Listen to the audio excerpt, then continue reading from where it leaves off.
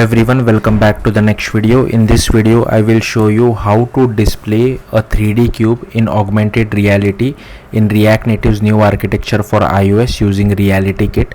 So this video is only for React Native iOS. So firstly I'll show you the output. So here you can see I have my app running. It first asks me for camera permission. Once I give it the camera permission, here you can see as soon as it detects our real world environment, it immediately places a 3D cube and I can scale, rotate or translate this particular cube. So let's see how to do this. So firstly you will have to open this particular documentation, and here you will have to go to the Fabric native components because I will be copying a lot of code from this documentation. Here is my React Native application. I have firstly created this folder called RTN my AR. Then inside that I have created this package.json file. I have copy pasted everything from the documentation. Only this name has been changed, this has been changed, and this has been changed. Then I have created a podspec file. Again I have copy pasted it from the documentation. Only this particular name has been changed, rest everything remains the same. Then I have created a JS folder. Inside that I have created a TypeScript file. Again this name of the file is important depending on what your folder name is. And again I have copy pasted it from the documentation. Only thing is I have removed the props and this particular name has been changed. Then the documentation specifies that create an iOS folder, and inside that create all these files. We won't be doing that because I want to write all the code inside this main iOS folder because we want to integrate Swift code. You can't write RealityKit in Objective-C because it doesn't support Objective-C. It supports Swift only APIs. So next thing is you will have to open your terminal, go to the root of your React Native project, cd to this iOS directory, and firstly run this command. So this will enable the new architecture for iOS. Then you will have to do cd ... So come to the root of your React Native project, and firstly you will have to run this particular command. Once you do that, again do cd ... You will move outside your React Native project, and then you will have to run this particular command. So here you will have to replace rnapp with your own project name. As you can see, my project name is rnapp over here. So over here as well as over here, and target platform is only iOS. Then you will have to cd to this particular iOS directory again inside your terminal and run this particular command. So this will create code generation for our folder. Once that is done, you can import it something like this and use it something like this. So this is how you can use it. Now coming back to the actual implementation, you will have to open the XC workspace of your iOS folder inside Xcode. I have already done that.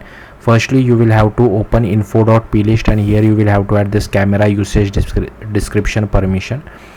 Once that is done, just right click new file, and here you will have to search for pch.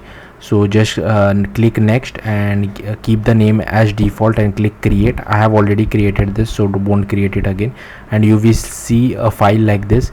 Inside that you will have to add this import ARKit because we are using Swift code, that's why this is a necessity, otherwise you will get error. Then here you will have to create on your project, go to build settings, and here firstly you will have to search for prefix header, and here make sure you change this precompile prefix header as yes, and here you will have to type the name of your prefix header file. So just type the name out. Then here next you will have to create an Objective-C header file. So again I have copy pasted it from the documentation, only this name has been changed. Then create an Objective-C++ file. So create an Objective-C file and just change the extension to .mm, so it is Objective-C++. Similarly you will have to create this file as well. Change the extension to .mm, so Objective-C file, then change the extension to .mm, and then create one Swift file as well. So firstly we'll come back to this RTN my AR manager. Again I have copy pasted this from documentation. Only this name has been changed, this name has been changed, and this has been changed. Then here I have created this RTN my AR. Coming back to this file, we are importing our header. This has been copied from docs, so only this names has been changed.